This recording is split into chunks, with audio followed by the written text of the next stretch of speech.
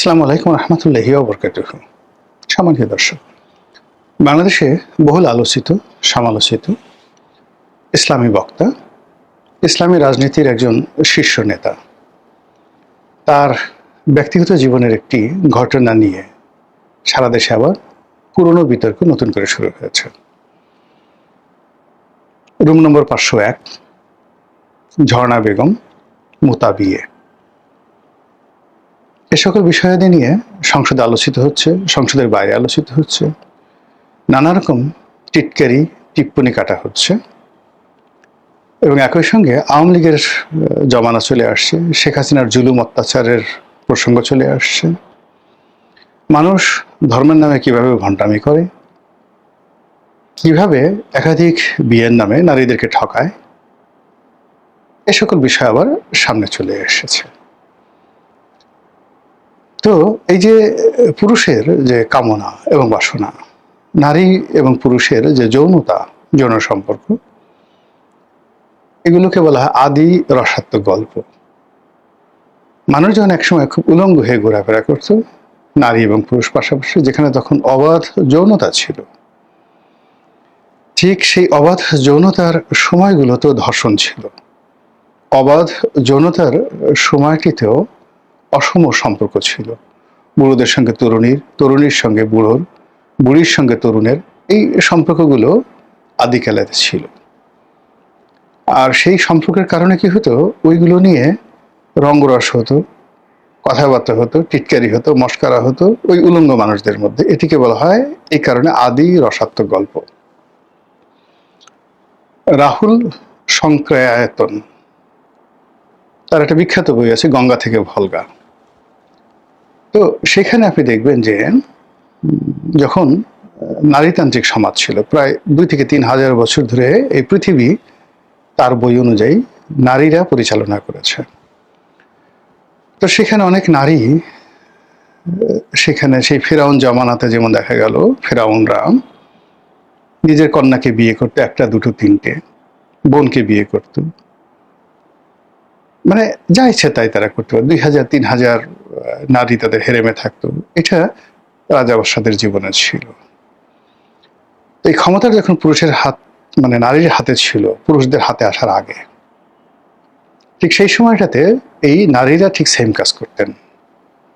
তারাও নিজের সন্তানকে বিয়ে করতেন বা নিজের সন্তানের সঙ্গে তারা সম্পর্ক স্থাপন করতেন, বুড়ি হয়ে যেতেন, কিন্তু কোনো তরুণ সেই বুড়ির সাথে সঙ্গম না করে কোনো অবস্থাতেই বিয়ে করতে পারতো না বা অন্য নারীর সাথে করতে পারতো না। এই নারী গোত্রে এরকম অসংখ্য নিয়ম ছিল, যেটা ওই বইতে আপনি পাবেন। খুবই বিতর্কিত একটা বই, ভলগা থেকে গঙ্গা, রাহুল সংক্রিয়ায়তন সংক্রিয়ায়তন। তো সেই দিক থেকে এই যে আদি রসাত্মক গল্প চলে আসছে। যখনই কোনো নারী সম্পর্ক আসে, পুরুষের সম্পর্ক আসে, এখন নারী খুব স্মার্ট, বিকিনি পরে ঘুরছে সমুদ্রের তীরে, কিংবা ধরে নারী খুবই শালীন পোশাক পরছেন, অথবা নারী খুবই কনজারভেটিভ পোশাক পরছেন, আপাদ মস্তক ঢেকে আছেন। আবার পুরুষ খুব আধুনিক পোশাক পরছেন, সম্পূর্ণ উলঙ্গ থাকছেন ডেভিডের মতো, তারপরে পাঞ্জাবি পাজামা পরছেন। তো সেক্ষেত্রে তিনি যেভাবেই থাকুন না কেন, তার সে সুরত, তার সিনা কেমন, তার নিতম্ব কেমন, তার সামনের অংশে তার অন্ডকোষ, তার যে পুরুষাঙ্গ, এগুলোর আকার এবং আকৃতি কেমন, তিনি ওই সামনের অংশে কিভাবে ফুলে থাকে, এটা অনেক নারী খুব মনোযোগ সহকারে এটা দেখে এবং নিজেরা গুতোগুতি করে। এবং এই যে আলোচনা তারা করে বান্ধবীদের মধ্যে, এটাকে বলা হয় আদি রসাত্মক গল্প। যখন এরকম আদি রসাত্মক গল্প চলে, তখন মানুষ সবকিছু ভুলে যায়, তার ক্ষুধা, কামনা, বাসনা, প্রয়োজন, অবস্থান সবকিছু বাদ দিয়ে এই আদি রসাত্মক গল্পে মেতে ওঠে। যখন একটা সমাজে তার গতানুগতিক যে সমস্যাগুলো রয়েছে, সেই সমস্যাগুলো বাদ দিয়ে মানুষ এই ধরনের আদি রসাত্মক বিষয় নিয়ে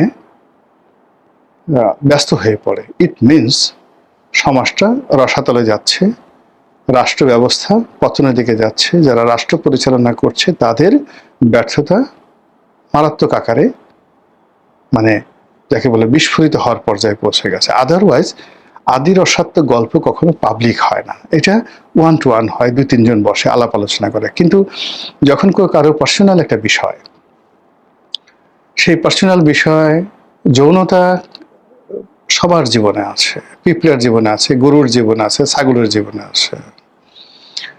গরু যেভাবে যৌন সঙ্গম করে একটা গাভীর সঙ্গে, এবং যৌন সঙ্গমের আগে সে যে কাজগুলো করে, একটা মানুষ, সেটা সম্রাট জাহাঙ্গীর হন, বাবর হন, আকবর হন, কিংবা এই যুগের কোনো রাজা মহারাজা হন, সে তার স্ত্রীর সঙ্গে, প্রেয়সীর সঙ্গে সে যখন সঙ্গমে রত হয়, ওই যে গরু যে কাজগুলো করে তার চেয়ে যে সে খুব বেশি ভালো কাজ করে, নট লাইক দ্যাট। তো এই বিষয়গুলো একান্ত ব্যক্তিগত। এই বিষয়গুলো নিয়ে যখন খুব পাবলিক আলাপ আলোচনা করে, অথবা আমি নিজে খুব করি, এই সমস্ত কাজ খুব করি, কিন্তু আপনি কেন করবেন? বা আমি নিজে মনে হয় যে না, আমি জীবনে কোনোদিন, আমার জন্মই হয়নি, আমার বাপ কিছু করেনি, আমার মা কিছু করেনি, আমি এমনি আকাশ থেকে পড়ে আসছি, আমি বিয়ে করিনি, এমন সাধু পুরুষ আমার কিছুই নাই, আমার কোনো যৌনাঙ্গ নেই, কিচ্ছু নেই। আমি মানে আমার নাক দিয়ে পেশাব পড়ে, আমার মুখ দিয়ে আমি সব করি, ইত্যাদি ইত্যাদি সমস্ত কিছু। মানে আমার জেনিয়াল যে পার্ট, শরীরের জেনিয়াল পার্ট, সেই জেনিয়াল পার্ট নেই, আর পিছনে যেটা মলদার আছে সেটাও আমার নেই। আমি এরকম একটা রোবট। তো এরকম একটা ভাব দেখিয়ে আমি অন্য মানুষ যারা যৌনতা করে, বিয়ে করে, থা করে, তারপর শেষে পরকীয়া করে, এই বিষয়গুলো নিয়ে এমন সমালোচনা করি, মুখ ভেঙচিয়ে ভেঙচিয়ে, মানে এটা যে যখন একটা ব্যক্তি করে, ওটা তার যে একটা দেউলিয়াত্ব, সে যে নিজে শেষ হয়ে গেছে, যারা এই ধরনের সমালোচনা করে, এটা বোঝার জন্য রকেট বিজ্ঞানী হওয়ার দরকার নেই। এইটা যখন সমাজে ওপেনলি এই বিষয়গুলো আলোচনা করা যায়, হয়, সমাজ তখন রসাতলে যায়। আর এই বিষয়গুলো যখন রাষ্ট্রীয় পর্যায়ে আলোচনা হয়, রাষ্ট্র তখন রসাতলে যায়, এবং সেই জিনিসটি আবার শুরু হয়ে গেছে। মাওলানা মামুনুল হকের যে ঘটনা, এটা ওনার একান্ত ব্যক্তিগত বিষয়, কিন্তু আওয়ামী লীগ তার মতো একজন মানুষকে যেভাবে তার ব্যক্তিগত জীবনের জন্য প্রকাশ্যে লাঞ্ছিত করেছে, অপমান করেছে, এটা আওয়ামী লীগের জন্য একটা গর্হিত অপরাধ। যে গোয়েন্দা সংস্থা, যে সরকারি কর্মকর্তা, ছাত্রলীগের যারা লোকজন আছে, তারা প্রত্যেকটা লোক অভিশপ্ত হয়ে গেছে, এতে কোনো সন্দেহ নেই। এর কারণ হলো, বলেন তো, এই যে মামুনুল হক সাহেব যে কাজ করেছে, সে বিয়ে চুক্তি করে করুক, কন্ট্রাক্ট ম্যারেজ করে করুক, মোতা বিয়ে করুক, যা কিছু করুক না করুক, এই কাজ কি ওবায়দুল কাদের সাহেব করেন নাই? জাহাঙ্গীর কবির নানক সাহেব করেন নাই? এই কাজ কি অন্য কোনো মন্ত্রী, এমপি, বর্তমান এবং সাবেক যারা আছে, তারা কি করেন নাই?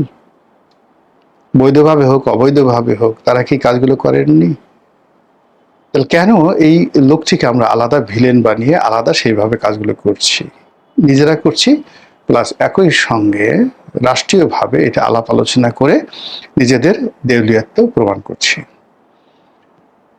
2 নম্বর হলো যে, যখন শেখ হাসিনার জমানাতে এরকম একটি বিষয় আনা হলো সামনে, পুরো ফ্যাক্ট আমি যতটা জানি, এটা মাওলানা মামুনুল হকের বিরুদ্ধে যাবে, কিন্তু বাস্তবতা এটাই সত্য। এখানে আসলে মাল্টি ডাইমেনশনাল কাজ করেছে, অর্থাৎ মাওলানা মামুনুল হক যে কাজগুলো করেছেন, আল্লাহ সাক্ষী, তার সঙ্গে ডিজিএফআই এর একটা ভালো সম্পর্ক ছিল। তিনি একদিকে সরকার বিরোধী, ভারত বিরোধী কথাবার্তা বলতেন, আর অন্যদিকে সরকারের সঙ্গে তার একটা ভালো সম্পর্ক ছিল, এবং সেই সম্পর্কটি তিনি মানে নিজের মুখে নিজের অজান্তে স্বীকার করে ফেলেছেন।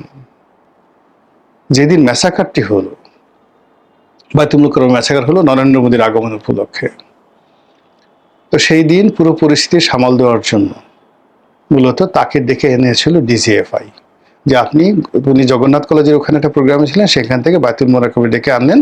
তিনি প্রথমে ভারত বিরোধী কথাবার্তা বলে ঠেলে, হাম তাম করে ঠেলে, তারপরে বললেন যে বিদায়, বা পরিস্থিতি নিয়ন্ত্রণের চেষ্টা করলেন, কিন্তু ঘটনা হয়ে গেল হিতে বিপরীত।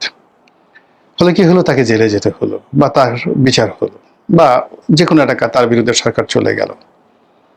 তো এখানে মূল ব্যাপারটা হলো, আসলে কোনো একটা গোয়েন্দা সংস্থা, রাষ্ট্রশক্তি, এদের সাথে দালাল হয়ে, এদের সাথে গোপন যোগাযোগ করে যখনই মানুষ ডবল প্লে করতে যায়, আল্লাহর গজব তার উপর নাজিল হয়।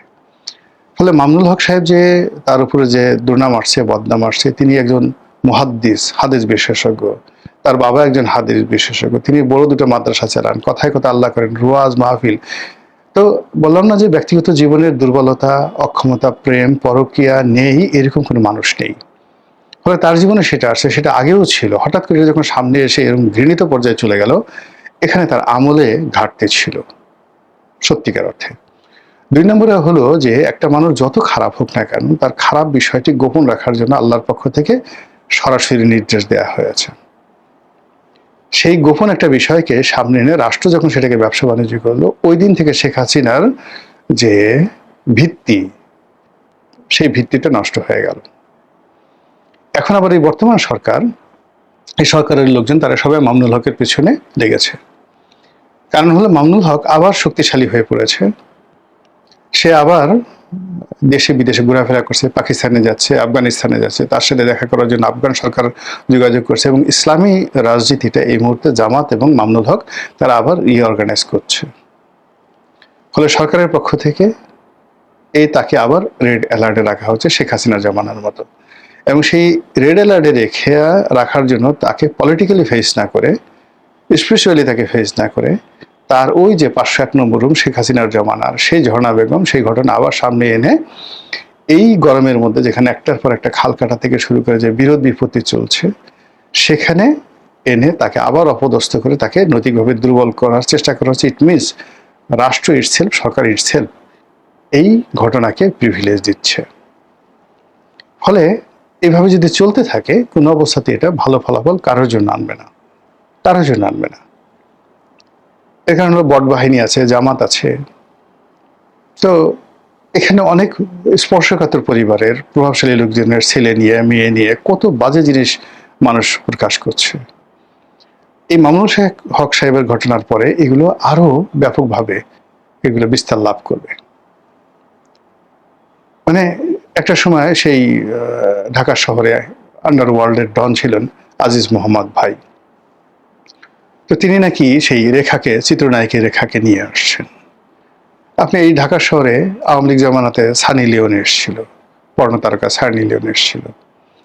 এর আগে আমরা শুনেছি যে বহুবার শিল্পা শেঠি বাংলাদেশে এসেছে।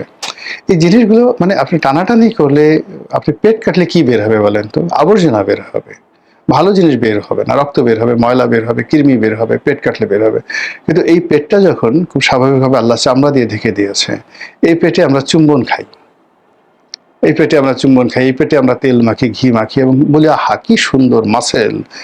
বা যারা ভুঁড়ি পছন্দ করেন তারা বলেন যে কি তেল তেলে সুন্দর। আমরা ছোটকালে দেখতাম যে যার পেটটা যত সুন্দর তাকে আমরা তত সুপুরুষ মনে করতাম, অথচ তার পেটের মধ্যে কি আছে।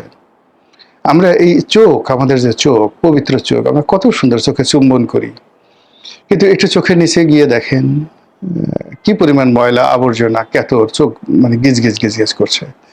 এইভাবে প্রতিটি মানুষের জীবনে দুর্গন্ধ আছে। এই দুর্গন্ধ সামনে এনে এগুলো নিয়ে আলোচনা করে ব্যক্তিগতভাবে যদি ব্যক্তিগত পর্যায়ে কেউ করে, ওটা যিনি করেন তার দেউলিয়াত্ব। সমাজ করলে সেই সমাজ পচে যায়, রাষ্ট্র করলে সেই রাষ্ট্র পথ হারিয়ে ফেলে। মহান আল্লাহ আমাদের সবাইকে হেদায়েত দান করুন, হেফাজত করুন। আসসালামু আলাইকুম ওয়া রাহমাতুল্লাহি ওয়া বারাকাতুহু।